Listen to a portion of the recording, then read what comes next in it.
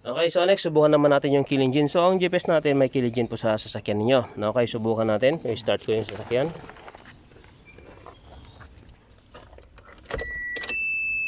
Okay. Okay, so ito, maandar yung sasakyan natin. Okay, so ito sir, maandar siya. Ngayon, nagkaroon tayo ng emergency, kunwari, wag naman, natangay. Para mapatay mo siya, yung sasakyan mo, doon ka sa text ulit, text message.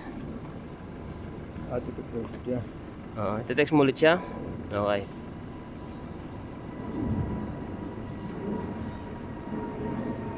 Ayan siya. Okay.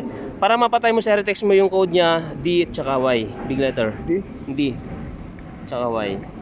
Ayan. Big letter, big letter. Ayan. Send. Okay. Pag send mo na ganyan, okay, ma-receive ng GPS mo, shutdown niya yan.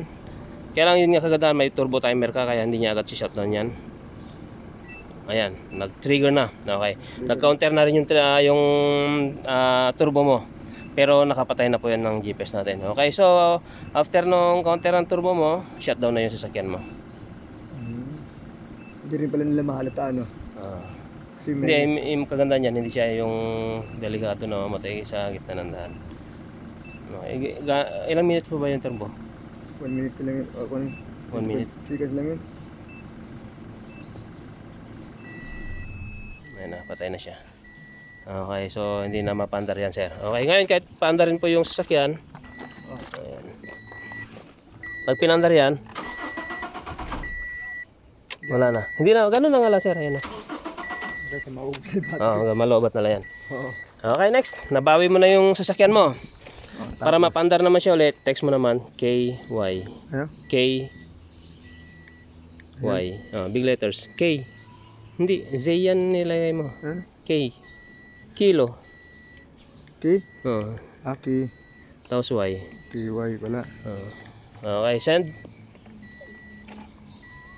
Ayan. Pag na-receive nyo yung KY, pwede na ulit paandarin yung sasakyan natin.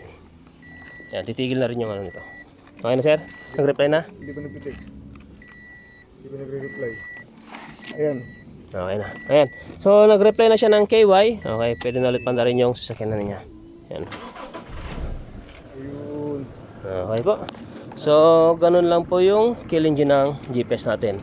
DY tsaka KY lang. Okay sir? Okay na. Okay.